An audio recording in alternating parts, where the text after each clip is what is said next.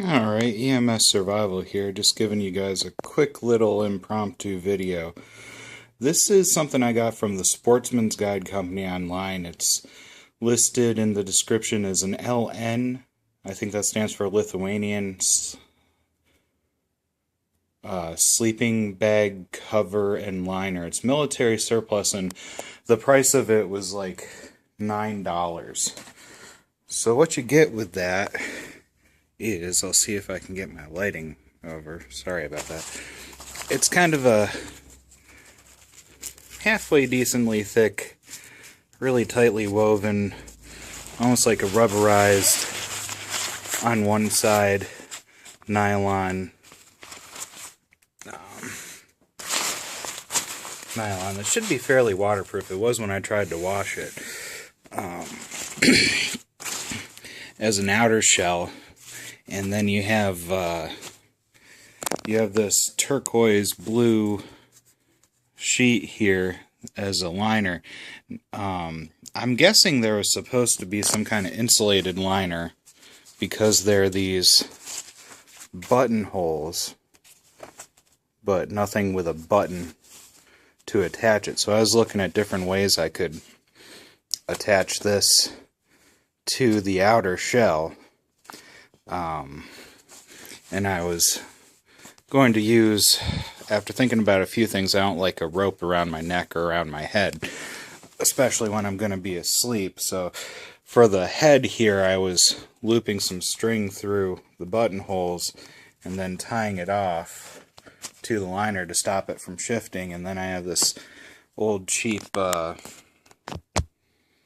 clothesline here that I was just going to sort of weave in one and out the other, and in one and the other, all the way around the perimeter of the bag. But it's a decent size. It's, let's see, it's about 29-30 inches wide.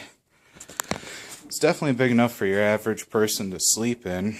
I added this cheap blanket I got at a yard sale somewhere, and when it's zipped up, you can see it has a nice brass zipper. When it's zipped up, you won't see the liner. It'll be encased in this waterproof shell here. And you know, for $10, it's kind of hard to go wrong with that. So you could throw in a cheap blanket or a couple of cheap fleece blankets or something like that.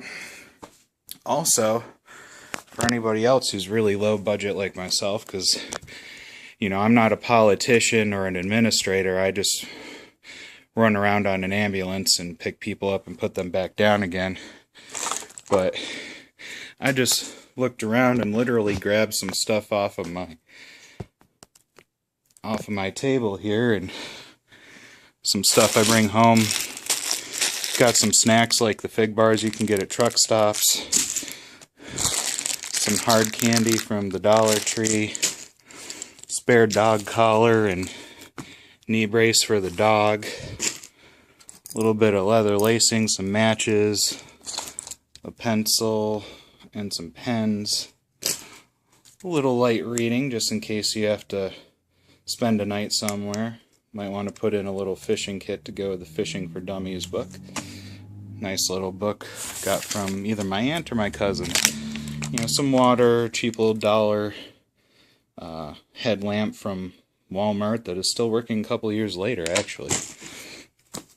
Homemade fire kits. Maybe some kind of cheap knife. Surplus gauze wrap, heavy duty gauze wrap, some duct tape, a beanie, and the pencil. You know, you could chop that up for fire starter, you could sharpen it and write something. Little hooded rain poncho, and just kind of representing the medical thing, some cough drops. But what you can do, I'm going to try and do this one-handed, is just roll this bad boy up. And a lot of people know this trick, but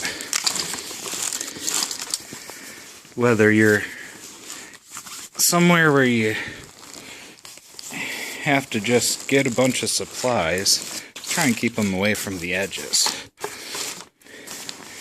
Or if you don't have money for those fancy tactical bags,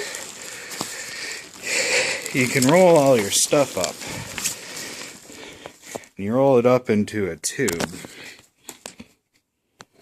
Definitely need some help with my lighting.